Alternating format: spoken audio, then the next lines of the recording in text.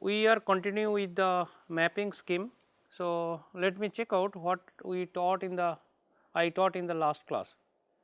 So, we understood the associative mapping, but problem with associative mapping, as you understand, for each block we should have a tag, and then all tag must be parallelly compared with the generated tag by the processor. So, that is that needs a special circuit.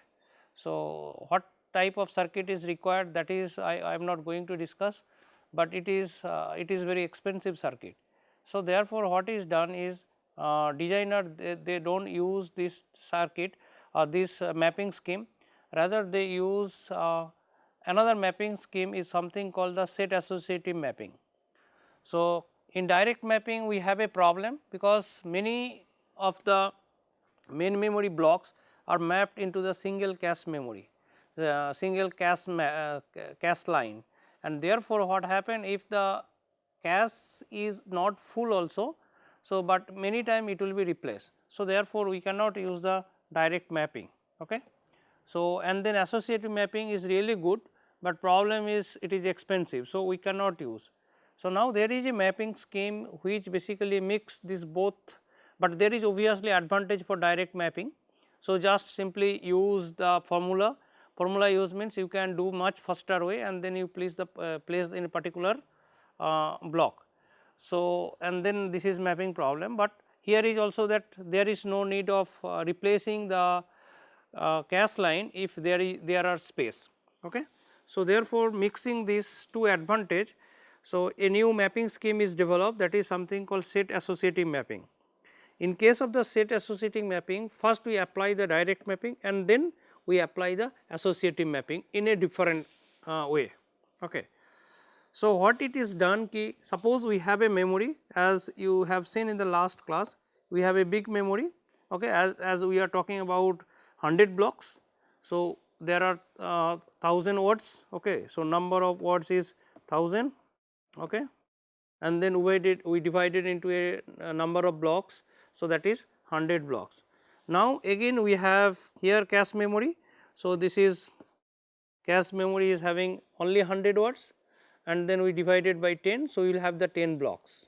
Okay. So, now what is done is, in case of the direct mapping, we are directly mapping to in a particular block. Instead of doing so, what we will do, again that we will group the blocks in the cache memory, that means cache line we will group into a number of sets, okay, into number of sets. Say suppose 5 block will form a set, that is set 0, another 5 block will form another set. Okay. So, therefore, if you have a 10 blocks, so we will form the 2 sets. Now, what do you do it? First, for any blocks, so let us say we have the block, where should we keep? So, block number 55. Okay. So, block number 55, earlier what we are doing? We will divide it by 55 divided by 10, sorry not divided. So, modulo by 10, and then we will keep in the block number 5, that is we did in the direct mapping.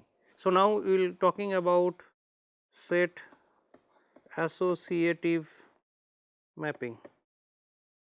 So, where we group, so group a number of block or cache line in cache and from a set. Okay. That means, a set consists of 2 blocks. If the set consists of 2 blocks, then that organization is called the two-way set associative memory. If size of the block, size of the set is k, then that organization is called k-way set associative mapping. Okay.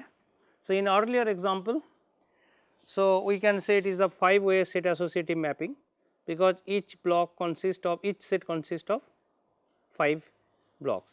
Now, instead of giving example in decimal digit, we will come with one concrete example that we already covered in the last class. Okay. So, we are talking about, we can go back here.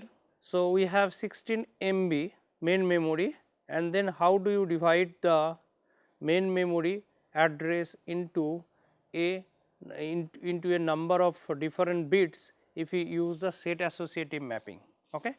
So, maybe we can frame the questions. So, we have a, how do you divide, maybe should I write, how do we divide main memory address if we use set associative mapping in the following scenario. Okay. So, as you understand, first in set associative mapping, what we do? First we use the direct mapping over set. So, in case of the set associative mapping, we are using over number of blocks in the cache line. So, here over set. Okay. So, set is only associated with the cache memory. So, no need to mention whether set is in the main memory or cache memory. Okay. So, that is the direct mapping over set. So, therefore, formula will remain same. So, first you have to identify the set number. So, and then next you apply the associative mapping within the set. Okay. That means, so in earlier example, so if you have 1000 blocks here, so you have 100 blocks, here you have 100 words, you have 10 blocks, you divide it into 2 set, this is set 0, this is set 1. Okay. So, now block 55 where you should map. So, in earlier case we should have mapped into the block number 5, but instead of that what we do, we will apply the block should be applied on the direct mapping should be applied on the set. So, therefore, what we do it, first we identify the set in the cache, set should be what, that block number modulo number of set. So, this is in this example 2, okay, either set 0 or set 2. Okay. So, then you use here, so this will be set 1. So, in this example 55 modulo 2. So, it should be 1. So, it will go to the set 1, and within the set you can keep anywhere because it has 5 blocks. So, you can keep any cache line in the set 1. First you map in the set, and within the set you use the associative mapping. So, obviously, you should have a tag for each block here, and instead of, in case of the associative mapping, we are mapping the all tag of the all cache line. Instead of that, we are only matching with few cache line. Okay. So, that is why first we will go for the direct mapping using set, and then we will use the set associative mapping. So, therefore, main memory will have 3 parts. One should be word within the block. So, that is obviously here you can see, I will give you one example, concrete example. So, word, and next you need to identify set number in the cache line, and then rest you have to do the tag. So, this is set associative mapping. Okay. So, now we will go with how do you divide the main memory address if you use the set associative mapping in the following scenario. The scenario is like here 16 MB main memory address, and what was the tag, what was the cache line size? What was the cache line size? Yeah, 64, cache was 64 KB, main memory size was 16 MB, okay, and size of the cache line was 4 bytes. So, you need to remember this case. How do you divide the same question, how do you divide the address of the main memory if you use the set associative mapping? So, main memory size is 16 MB, cache is 64 KB, and size of cache line is 4 byte. Okay.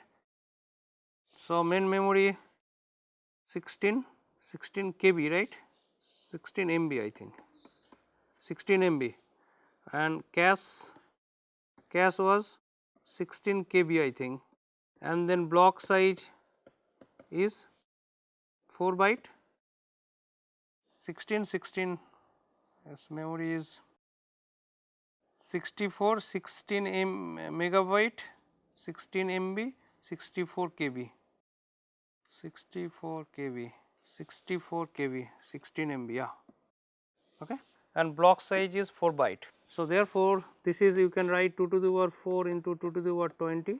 So, main memory will be 24 bit.